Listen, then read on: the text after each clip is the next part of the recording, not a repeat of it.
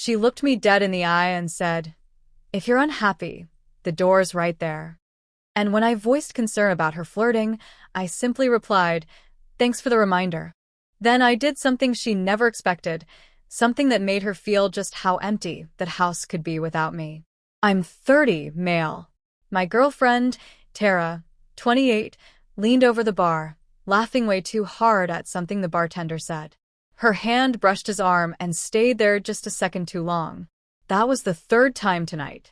We were at her coworker's birthday party. I had driven us there, bought the first round, played the perfect supportive boyfriend role.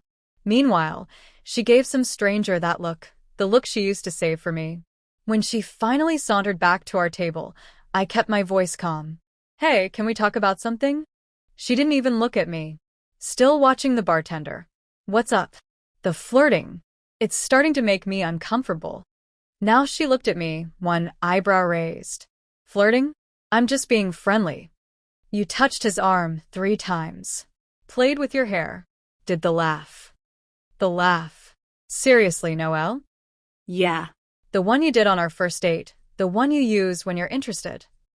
She rolled her eyes so hard, I half expected them to fall out of her head. "You're being insecure. It's not attractive. I'm being honest about my boundaries." She sighed like I had asked her to donate a kidney. "God, you're exhausting.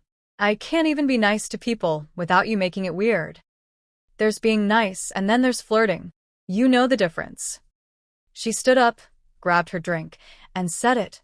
The line that changed everything. "You know what? If you're so unhappy, the door's right there." She gestured toward the exit. "Nobody's forcing you to stay." "That's your response? Really? What do you want me to say? Sorry for having a personality? Sorry for not being a shut-in like you? I just asked you to stop flirting with other guys. And I'm telling you, if you don't like it, use the door or shut up about it." The entitlement. The dismissal. Like my feelings were just noise. I stood up. "Thanks for the reminder." "What's that supposed to mean?" "Nothing. Enjoy your party." I left cash for the tab and walked out. She didn't follow. Probably didn't even notice for 20 minutes. I drove home to our apartment. Well, technically it was my apartment. She moved in 8 months ago. Never got around to putting her name on the lease. Her mail still went to her mom's place. I sat in the living room. Everything around me mine. My couch, my TV, my books, my kitchen. Her contribution? Throw pillows. Scented candles. A live, laugh, love sign I despised. And a constant, unspoken vibe that I should feel lucky she chose me. Then my phone buzzed. "Tara, were you serious? Did you actually leave?" So dramatic. Whatever. "Jake's giving me a ride home." Jake. The bartender.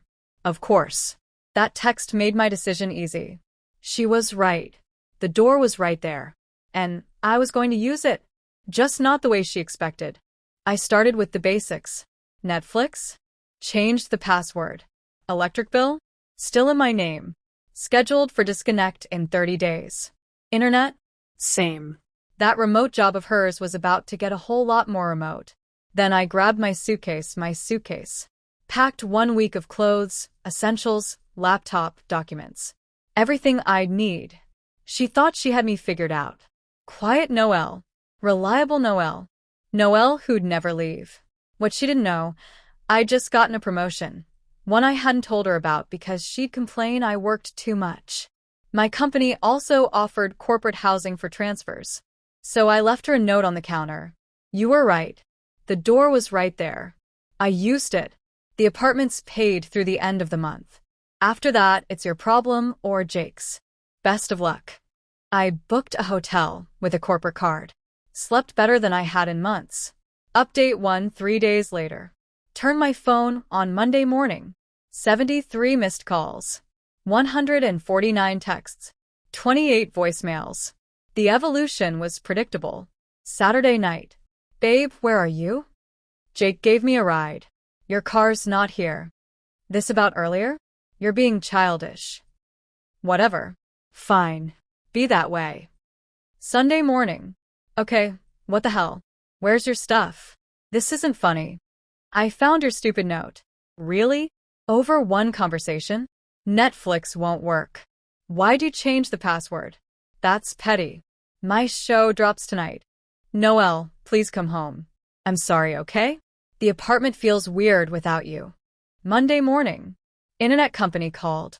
Are you canceling it? I work from home. You can't do this. This is abusive. I'm calling your mom. She did. My mom called me laughing. Tara says you abandoned her. Me? I moved out. She told me to leave if I was unhappy. Good. I never liked how she talked to you. You never said anything. You weren't ready to hear it. Are you safe? Yeah. Corporate housing. Need anything? Just support. Always. Oh, and I told Tara to lose my number. God, I love my mom. But Tara wasn't done. She tried my friends next. My buddy Devin texted. Yo, Tara's blowing on my phone. Said, you went crazy. Me? I moved out. She told me to leave. About time, bro. She treated you like furniture. What? Useful to have around, but not worth respecting. We all saw it. That hit different. People noticed. Nobody said it before, but they noticed. Wednesday, it escalated.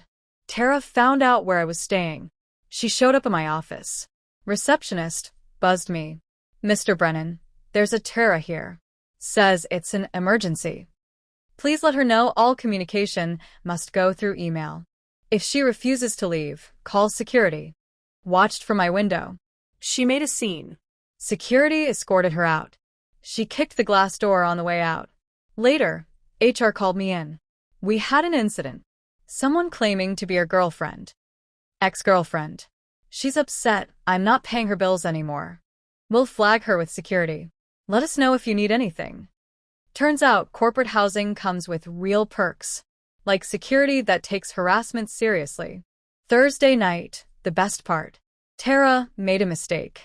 She ranted on social media, tagged me in a long post about narcissistic exes who abandon their partners. She cropped screenshots to look like the victim. Her friends. Men are trash. You deserve better. He left over a conversation. Then Jake, the bartender, commented. Wait, this is the guy you said was controlling? The one you were done with? The one you left the bar to get away from? Then others chimed in. Didn't you go home with Jake that night? You told me you were single when you flirted with my brother. You told me last week you were going to break up with him anyway.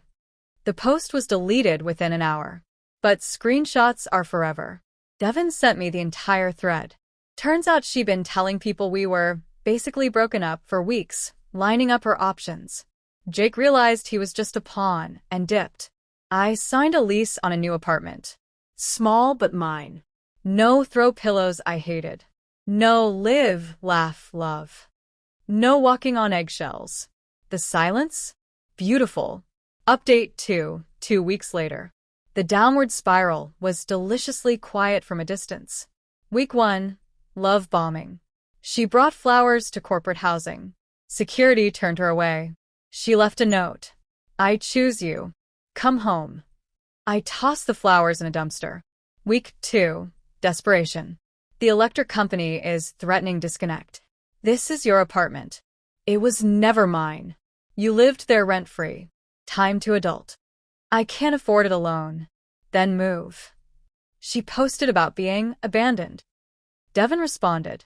Nothing except 8 months of free rent, utilities, and streaming services. Come on. The truth was out. Her freelance gig? Maybe $600 per month.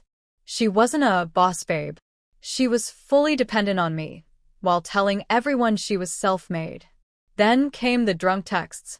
You ruined my life. Jake won't talk to me. Neither will Marcus or David. This is your fault. You were nothing before me. I picked you because you never stood up for yourself. There it was. In writing. Screenshot. Saved. Not for revenge, just a reminder. Final update, 1 month later. She couldn't pay rent. Tried to get her mom to co-sign a cheaper place. Her mom said no. She moved in with Becca, the same Becca she trash-talked for having a roommate at 28. Becca had rules. No guests. No loud music. Split everything 50/50ths. 2 weeks later, Becca texted me. Was she always like this? Brought Jake over. Used my stuff. Forgot her wallet 3 times. Sounds familiar. I'm giving her 30 days notice. Just a heads up, she might reach out again. She did. One final message. Please meet me. I need to talk. Against my better judgment, I agreed. 15 minutes. Public place. Coffee shop. She showed up looking worn down. No design or anything. Just reality. You look good. Thanks. What did you want to say? I get it now. What I lost. What I threw away. The apartment feels empty. It echoed. I never noticed how much of it was you. It was always me. Would you consider? No. You didn't let me finish. We don't need to. She stared into her coffee. Jake said I used him to make you jealous. But you weren't jealous, you were just done. Exactly. When did you check out? When you told me the door was right there. I realized you were right. I didn't think you'd actually leave. You never thought I would because you never thought I deserved better. She cried. Quiet tears. No drama. I have to move home. My parents are making me get a real job. Mom says I need to learn accountability. Good for them. Are you happy?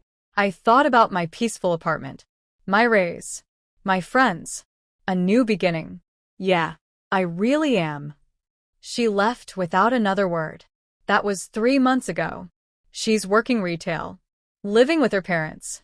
No more Instagram flexing. No more flirting while I watch from the sidelines. And me? I kept the raise. Started dating someone who respects me. Bought furniture I actually like. Built a home that's completely mine. She was right. The door was right there. She just never thought I'd walk through it and not come back.